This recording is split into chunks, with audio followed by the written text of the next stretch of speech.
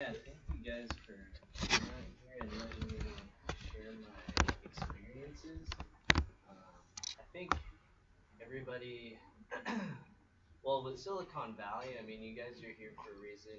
You guys have a technical background. You're doing interesting research, so naturally, this is the hub of the universe for that type of innovation, creating businesses around it to really have that impact on the world. So yeah, I'll tell you a little bit about my adventures here, pursuing similar things. I want it to be pretty informal. I mean, we're a pretty small group here today, so feel free to just ask me a question at any point in the presentation or after or whenever. Okay.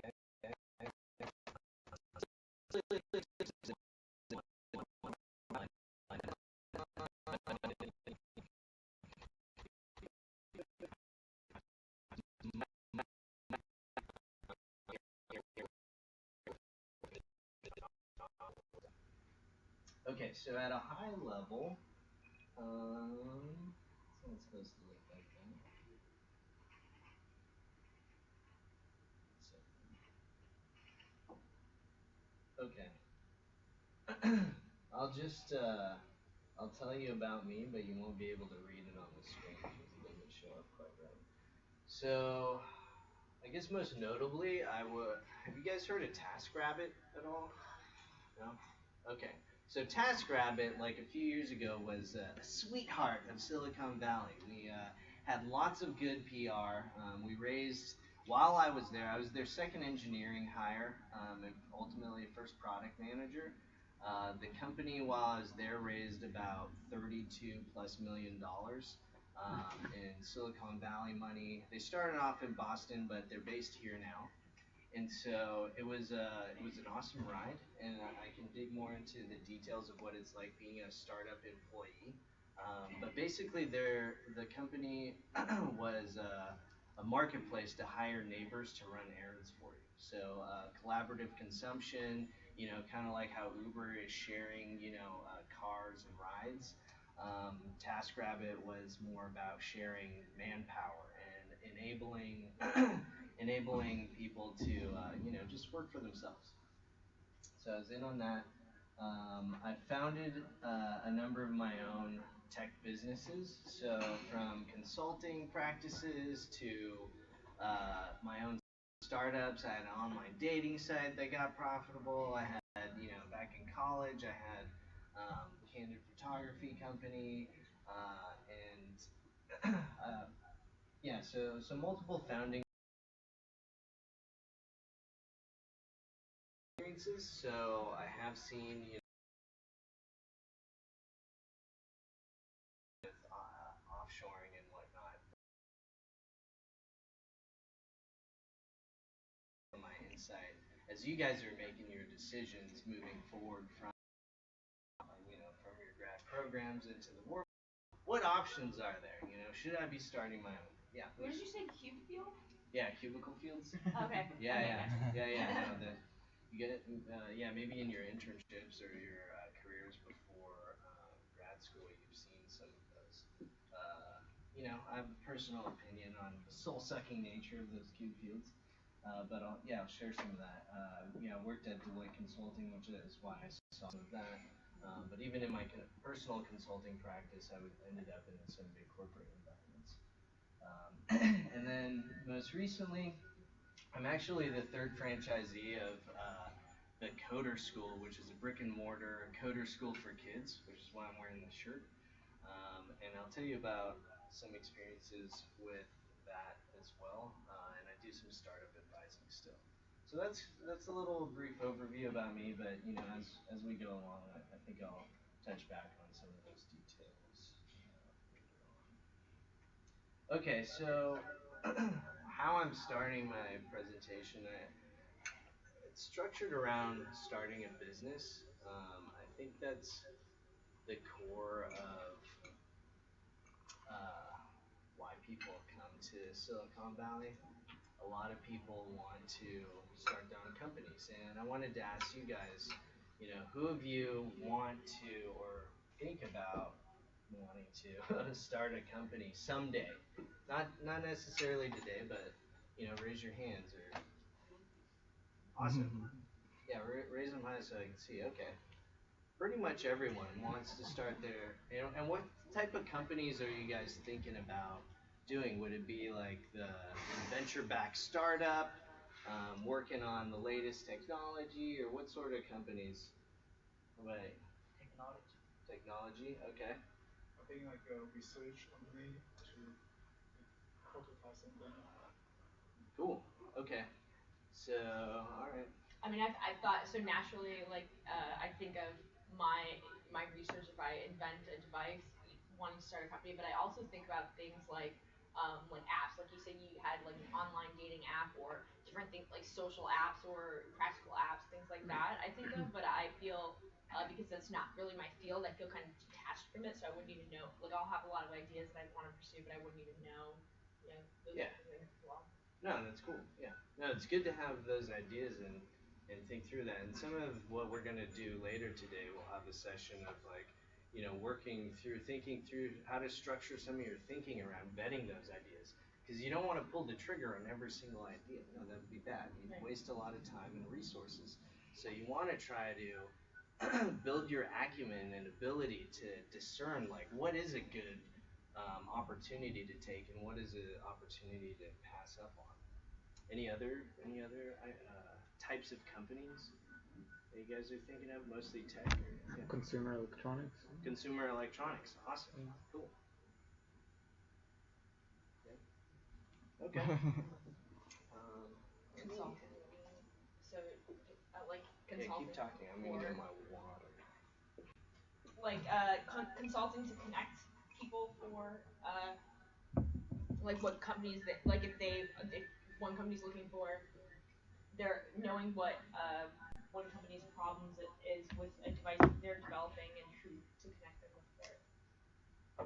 Yeah, yeah, no, having specialized knowledge and selling that knowledge through consulting is a very interesting type of business. It's very profitable, Accenture, Deloitte Consulting, IBM, they make boatloads of money selling that specific knowledge to a bunch of other, types of companies.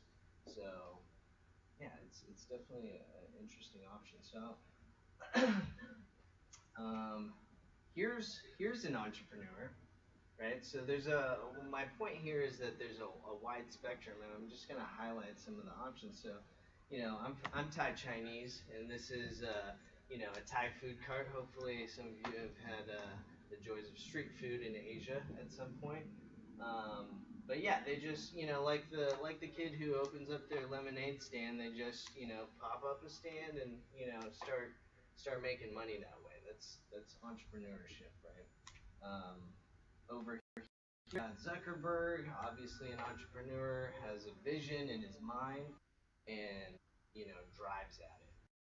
Gets that vision, and ultimately it becomes reality and in all our lives. And then more along the lines of consulting, in like with doctors and lawyers, many of them own their own practices. So, like the consultant, the more hours they put in, the more money they make. That's kind of nice because most employment opportunities aren't like that. They're like you could work a lot harder and really kill yourself, and maybe you'll get like a 15% raise or something. But whereas a doctor or lawyer that owns their own practice, they put in more hours, they take it home. Another type of interesting business, if you guys ever read Hacker News, Hacker News, no? Okay. Yeah, it's so Hacker News is kind of like a geeky Reddit for tech people. Very, very well read from Silicon Valley types that are doing startups and whatnot. And so things that float up to the top tend to be, either tech or business or both. And this thing was a recent story from some guy that, he just created this website and it wasn't even that automated, but he started selling um, photos to paintings, and I guess he makes about 35,000 a month. You know, but how he got the distribution for that website, right? Like, building a website is easy. Driving traffic to it and monetizing it, that's hard, right? That's why it was an interesting story and people voted it up. But he leveraged a lot of, inside knowledge on how to get that distribution. And so that's kind of a cool business, right? Like, it's kind of scalable. Um,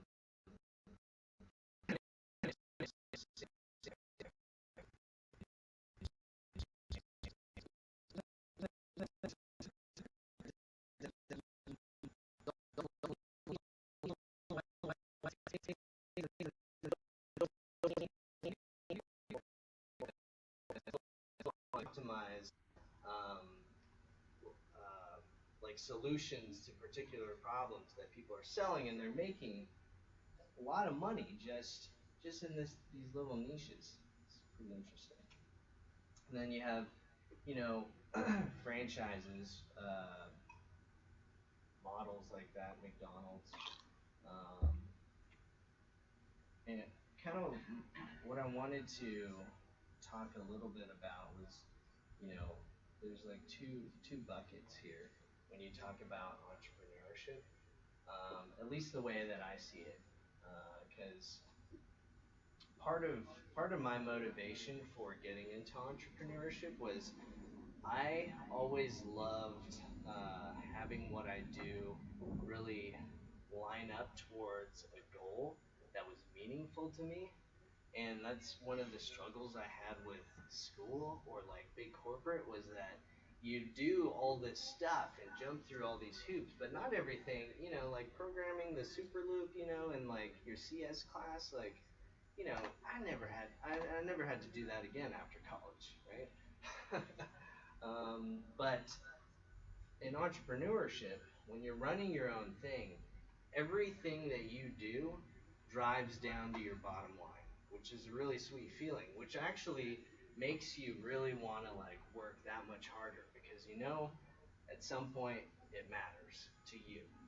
Um, and then these two buckets that I pointed out here, there's self-employment, where the more you work, the more money so the street food vendor guys employee, right? You get the benefit of like, okay, a steady paycheck, and you'll be able to do what you're hired for, and flourish in that way. But if you're a little bit greedy or you're more enterprising, there's the self-employment route where you can actually, if you take on the side of like finding your own clients and selling that eventually, that knowledge that you have, then you can bill out much higher, like your bill rates. So I know um, my colleague at TaskRabbit, he after TaskRabbit, he ended up contract engineering, and so with contract engineering, you're kind of pimping. The bill rates are high, and if you look at his bill rate, like Ruby on Rails engineers in Silicon Valley, they're like $200 to $300 an hour, and it's like, or yeah, it could be as high as that. And so it's kind of mind blowing how much he was able to make through his network. It's just a little bit more hustle compared to like just being plugged into a startup or a company and just doing literally the same amount of work, right? So something to think about. The second bucket, though, of entrepreneurship is where uh, it's autonomous, where you've built a company that runs itself. And the thing with consulting, where you're running your own practice, you're pimping yourself out, they rarely get to that stage where it becomes autonomous because it's always dependent, whether they're a doctor or a lawyer, it's always dependent on them being there doing the work. And so it will forever be limited in scale if they stay with that model. Over time, you see consulting practices where they build up a system that runs itself, and Accenture, IBM, they'll keep going on the main guy leaving or not, right? And that's where generally you want to be. If you want to have a company, I think that's the sweet spot, right? Where you're not the person at the on the street corner, holding your kebabs, right? Like you're not that guy. You're the person that just the checks. That's where you want to be. So that self-running website that I was talking about earlier that I saw on Hacker News. Franchises kind of give you that opportunity. It's often said that you want to have multiple of the same franchise for you to do that, so you have enough income to hire someone to take care of it. Brick and mortars. With the thing with tech and even with electronics and physical parts, is that there's a huge inclination for winner to take all in those markets, and it makes it so much harder to have a successful business unless you are just the best in the world. It's a hustle. It's really really challenging. But that's what startups in the sense that we TV and like on TechCrunch. These are companies that have the potential. That someone believes enough in the potential for it to be huge, but they may not get there. They get venture funding. That changes the game a little bit, but that's what they try to. I forgot what it refers to. That refers to the physical presence. So you're serving, right? Like within maybe a 5 mile radius, depending on where your business is and how far people are willing to travel. So that's a hell of a lot. Or a website that basically any world can also launch, competing against all the other people that have some ability to launch a website, which every day there's more and more, right? Like I'm teaching kids how to code, so we're firing up more and more people to compete in this Could also be like career in music. Like there's a lot of people doing great music, but only a very few famous and become millionaire from music, right? Yeah, yeah, no, that's very similar. It's a very similar field. I think the one advantage over here is that with each huge success, there's a lot of people that can get hired and be a part of that wagon. And I do tell you that it is a fun experience. There's nothing like being a part of an early stage startup that starts to like go someplace. It's super exciting. Everybody's passionate about the mission. And as an employee, you're getting paid, so you're not that stressed out. But yeah, it's definitely a good, interesting journey to go And on. what did you mean by self-running websites? I still don't. So like if we had one business model is you optimize your website so that and you're selling something, or maybe it's ad revenue, where yeah, you let's say we had this, I don't know, PDF ebook that we sold about specific football plays for high school students, right? Very specific, and you just owned those keywords on Google, and every month it just brings in like $3,000 or Okay. something, right? So that'd be pretty autonomous. Unless you So my understanding is that these two is the second category more of like the second iteration of the first category. Like a food vendor can Yeah, scale generally, their unless you business. buy it. So I have a friend who he raised a fund and he's acquiring these autonomous, websites. Well, he has a team that helps tune it up, but basically you can, buy businesses, right? I have actually the investor in my latest venture, he bought his first business, right? He did investment banking for a couple of years, and then ended up buying a couple like local businesses, and they're not sexy businesses, but he's doing well, right? Like he's doing much better than he would have, staying in corporate. better work-life balance. But it's not sexy. It's like, windows and doors and like, greeting cards, just like, but they're businesses. And when he bought them, it actually already had revenue. So it was fairly de-risked already, which is kind of yeah. Any other questions about those two differentiating points? I mean, if you start your own, yeah, I think the goal is to try and get it autonomous. But there are certain businesses that you start with. Like I don't know how many consultants I've talked to that want to productize their Knowledge. efforts. Yeah, and they want to make something that they could just sell, so they could stop putting in those hours. But it's really challenging when they're making money on one side, and then in order to build a really good product, you got to really focus and really own that space. Otherwise, you're just another app that gets glossed over. Right? Okay, so seems obvious, but just to like break it down, all businesses, there's just two critical parts. You're just selling something and you're delivering it, and your ability to do so, it varies. It can vary, and the better you are at both, the more money you can make. But just breaking it down into those two categories will help you think through as you guys start noodling your businesses more, right? You want to think about, okay, do I have this, do I know how to sell this thing, right? Like, who am I talking to? Visualize the steps that actually need to happen, and how sure are you that that's viable, right? Sometimes we have a pretty strong imagination, especially as makers.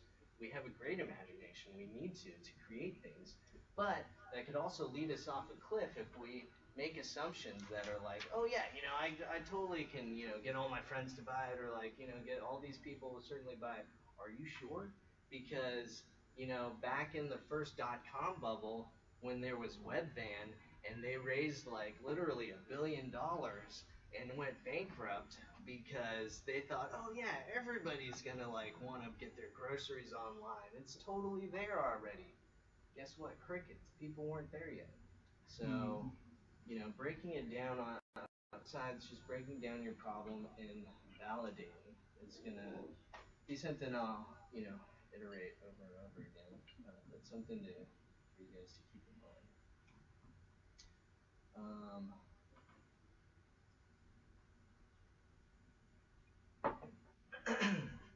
Okay, so part of that breaking it down into smaller components and understanding what your unknowns are.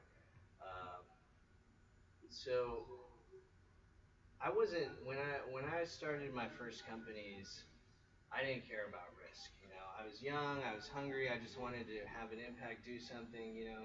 Um, and so I didn't really assess like, okay, is this gonna pan out? What's the probability of this? No, I just trusted my gut and just went with it. Um, you could do that, but probably more wisely, I'd, I'd I would recommend double taking and trying to assess what the actual unknowns are.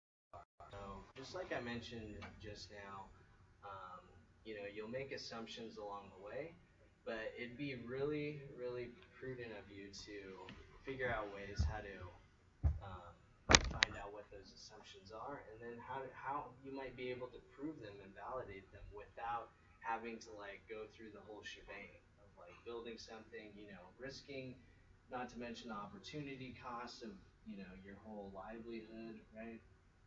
Um, so I just put up a few examples here. Lemonade stand. It's a simple business, right? Simple business. The sell part, you put a sign up, people see the sign, they recognize that there's lemonade on the table, right? Just like we don't even realize it, but that's exactly what's happening with the food cart vendor. You see the food, and so that is what's on the table. Okay, it's very subtle, but I remember in Asia, like that's actually how all the food places, like even in the food courts, that's how they let you know what they've got. It's on the window. And you see it here in Chinatown, right? Like it's on the window. That's proven to sell.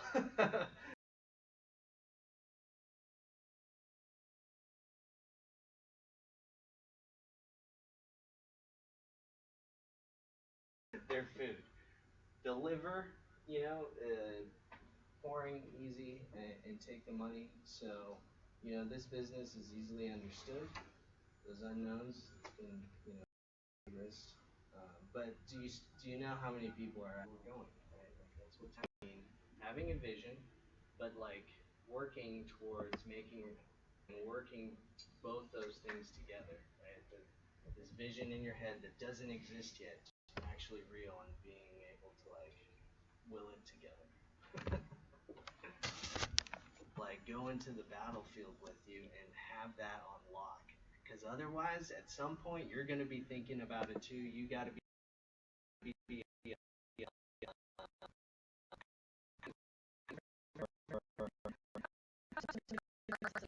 Doesn't that create a lot of potential conflict because you'll have different priorities? yes. Yeah. So That's a good tension though. It's a good tension. I think it depends on the interpersonal dynamic between you and your co-founder.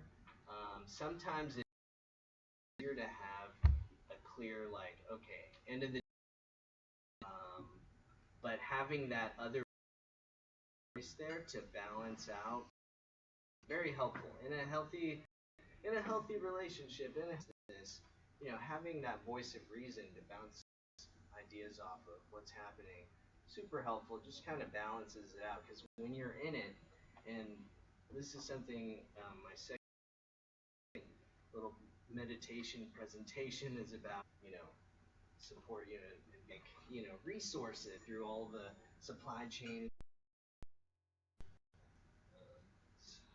Nike found, and I'm gonna sell this and that and clothes and no, he just wanted to sell shoes. Right? He was just it took many years to it. that other people.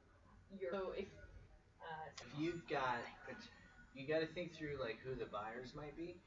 Like who are these companies, you know, that might be white labeling your product? How much are they looking to make? And Misley is one of those web-based startups. They were a Y Combinator company and just pitched. And you know that first day they got a few orders worth like $100 a month. And so they were like, "Oh, this could be something. Let's build it." And then they built, you know, the business and Optimizely. You know, who were they called? Like who did you call? So their company is a A/B testing platform for websites. So they would be calling companies, their clients, which are you know companies with websites that probably might even do their own A/B testing now, or maybe they should be. So they probably look at their own circle first. So that's actually very key. And so you're saying that they would call people like potential users and ask them how much they would pay for it? That's what you're saying? yeah, they sold it. They They said said like, so hey, what if we have this but they didn't platform? have it Yeah, what if developed. widgets? You know, and I could put all the information and little pictures, you know, that I photoshopped, and then have a buy button, and I could even. Right? I think the story goes, you know, and this is how you would actually. Okay, here's a list of people working at companies that we know. Like it'll be ready in like Yeah. Like kind of kickstarts that they say, hey, I know how to do this, and they take all the money and then they send it or something like Yeah, that. well, that's a vision. It's a vision they're trying to sell, and they're more than that. You can say like, hey, but what if I built you this?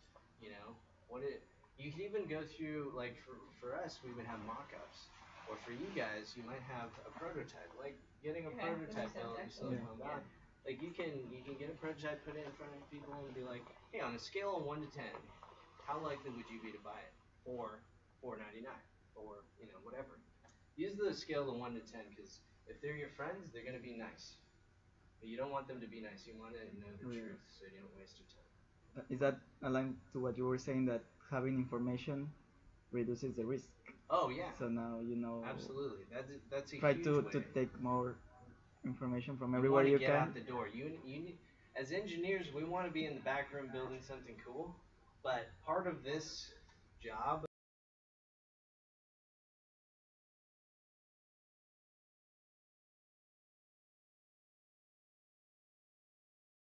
of like making a company is you got to validate that other people want whatever the hell it is you're making. That means getting out the door, talking to people, getting a hold of the right people to talk to and asking them the right questions, getting a sense of like, okay, yeah, if I built this, I think that they would actually buy it. And they're not just being nice to me because they're my friends.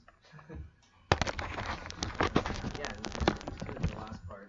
Try stuff quickly and inexpensively. So, before I'd even pay, the prototype of a physical prototype of some sort, pitch it to someone, have maybe mock-ups, like what if I had something like this, or just jankily put it together in your garage, Square, like that's what they did to build the first versions of Square, right? Like they were soldering in the garage, and this is Jack Dorsey, who had already had that kind of crazy success. So yeah, don't be afraid to get scrappy. Do it cheaply, do it fast, and that's the best way to do it. Okay. All right. I'm going to here's some of the fact fiction stuff. I had to speak to it.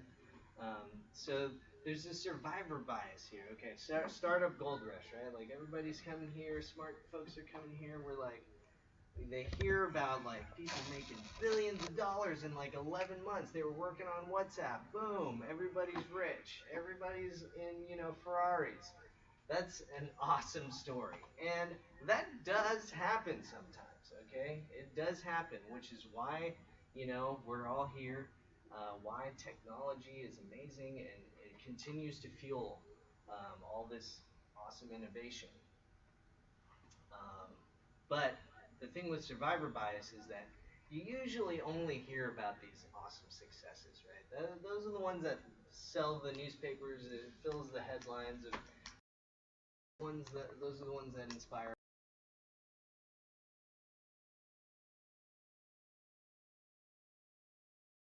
There's a boatload more at this point. I've started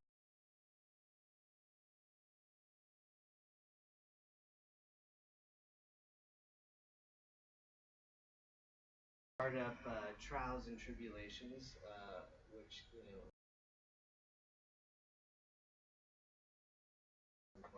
oh yeah, that's the next slide.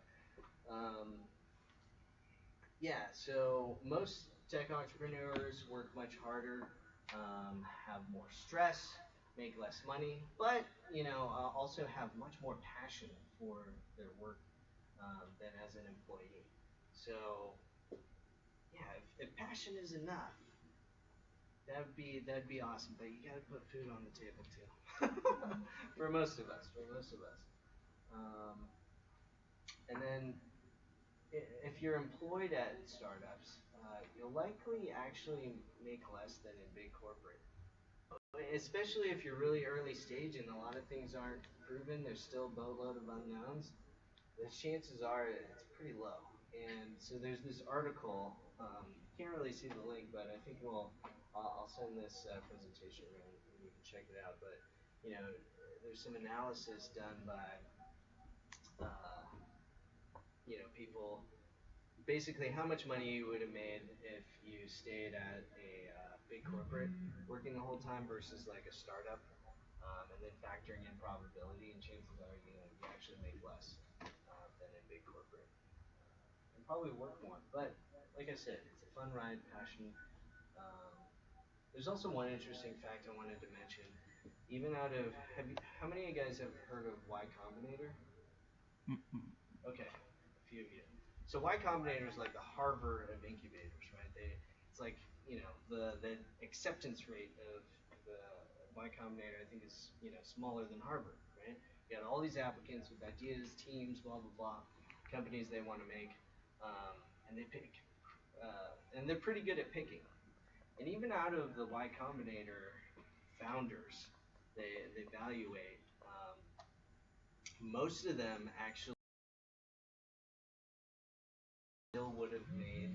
I think in one of the this main article I sent, it shows that most of them still would have made more money in big corporate, or maybe they made a little on average, but it was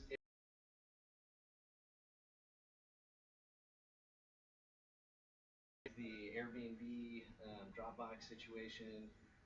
But then there's a vast majority of these hugely vetted companies, vetted companies ended up, you know, not walking away with much. And I've had plenty of friends in those shoes where they were like, man,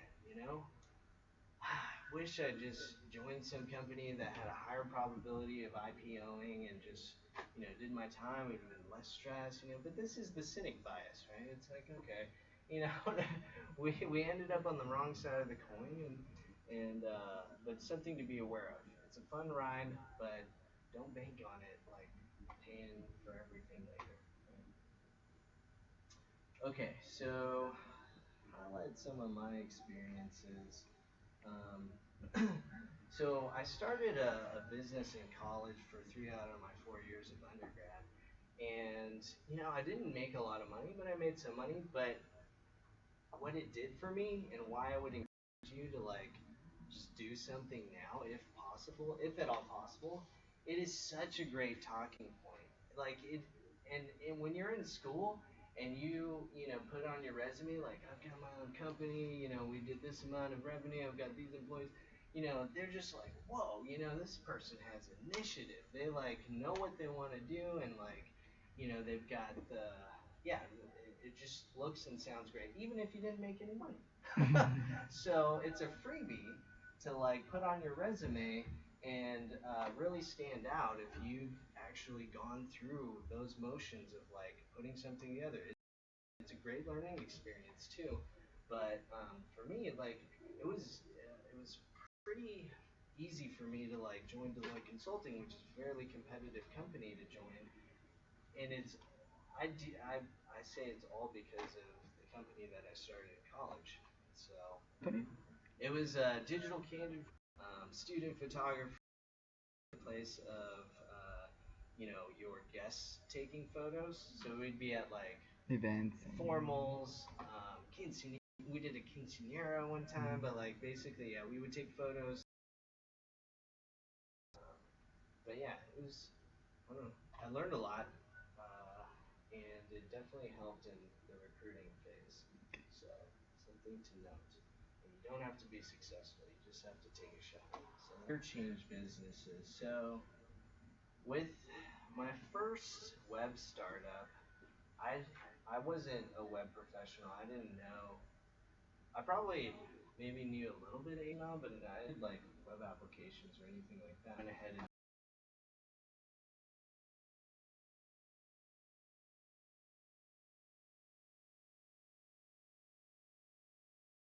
did it right. I was bold.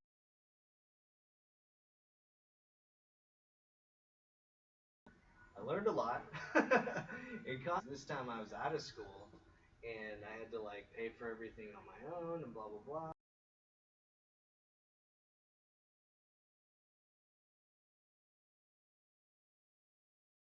To join TaskRabbit as their second engineer because of this background. Joining them ended up being their first product manager and leading product for a while. I always have to go to business school or whatever to do a career change or go back to school. But that was one effect. I'm just tossing out these experiences. Just keep it in the back of your mind. Whatever happens on your journey, you might remember